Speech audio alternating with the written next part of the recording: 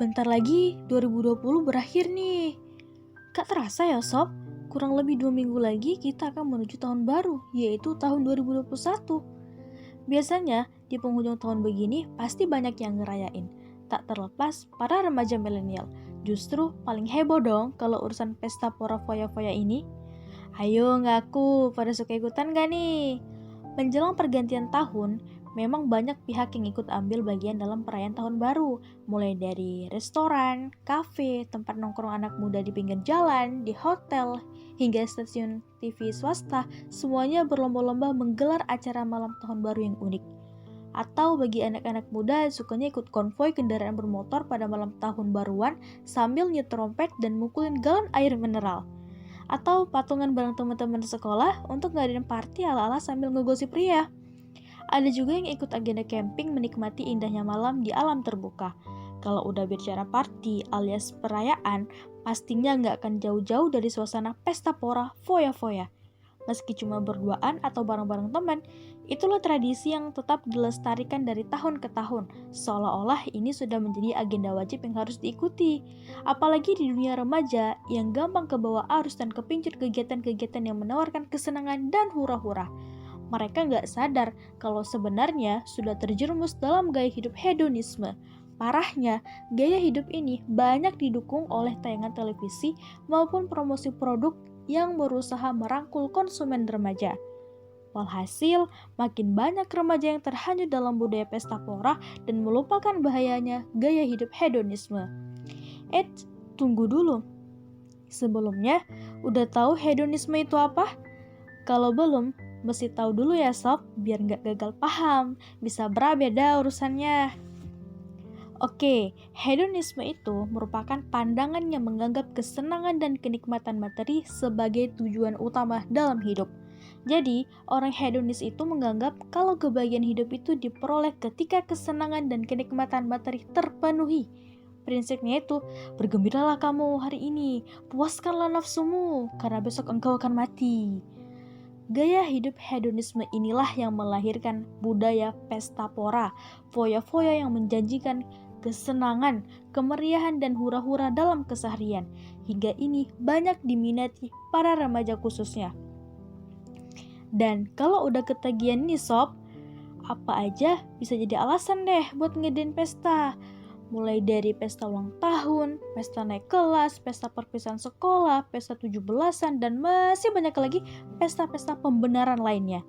Meski nggak semua remaja ikut-ikutan.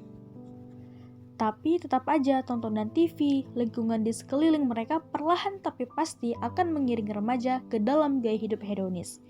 Kan seru ya, bisa bebas ketawa ketiwi, hahaha, hihihi sampai ngakak. Sejenak bisa lupa masalah sekolah, tugas kuliah, bahkan masalah rumah. Emang sih bisa lupa meski sejenak, tapi lama-lama jadi lupa beneran hingga lupa waktu, lupa diri, dan lupa daratan atau sampai lupa ingatan. Sob, terlepas dari itu semua, tahu nggak sih bahaya apa yang menghampiri kita di balik manisnya budaya pesta pora ini? Pertama, lemah mental. Budaya pesta pora menjadikan kita lemah saat menghadapi musibah atau kesempitan dalam hidup. Karena dalam otak kita cuma mau senang-senang, sehingga jadi alergi dengan kesedihan. Alhasil, menghalalkan segala cara untuk berpesta dan gak berani hadapi masalah. Harusnya masalah itu dihadapi, bukan dihindari. Karena pesta pora bukannya menghilangkan masalah, malah bikin nambah masalah. Kedua, sarang maksiat. Dari awal budaya pesta pora lahir dari budaya kehidupan barat yang steril dari aturan agama, apalagi Islam. Jadi wajar aja ketika pesta pora kemaksiatan merajalela, mulai dari memamerkan aurat dan daya tarik seksual, campur baur laki perempuan tanpa batas, narkoba, mabuk-mabukan, pokoknya gelap dah. Kita mesti jauh-jauh banget dari kehidupan seperti ini. Ketiga, meniru gaya hidup orang kafir, tasyabbuh bil kuffar, perayaan hari-hari besar yang selalu dimeriahkan dengan pesta yang jelas dilarang dalam Islam seperti perayaan Tahun Baru Masehi. Perayaan Tahun Baru Masehi bukan hari raya umat Islam, melainkan hari raya kaum kafir, khususnya kaum Nasrani yaitu 1 Januari yang ditetapkan oleh Kaisar Romawi Julius Caesar pada tahun 46 sebelum Masehi. Sebagai muslim, gak ada pantasnya kita meniru budaya orang kafir seperti perayaan tahun baru. Kalau kita ikut-ikutan, secara gak langsung kita sudah membenarkan apa yang diyakini oleh agama lain.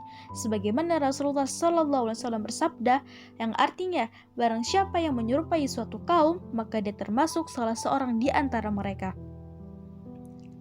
Oleh karena itu, sudah jelaskan bahwasanya sebagai seorang muslim haram hukumnya merayakan tahun baru, seperti misalnya dengan meniup trompet, menyalakan kembang api, menunggu detik-detik pergantian tahun, memberi ucapan selamat tahun baru, makan-makan, dan sebagainya. Inilah bahaya-bahaya jika kita mengikuti gaya hidup hedonisme yang hanya membuat diri dan masa depan kita hancur. Gak hanya di dunia sob, tapi juga di akhirat. So, say no pada budaya pesta pora yang jelas nol manfaatnya dan full maksiat.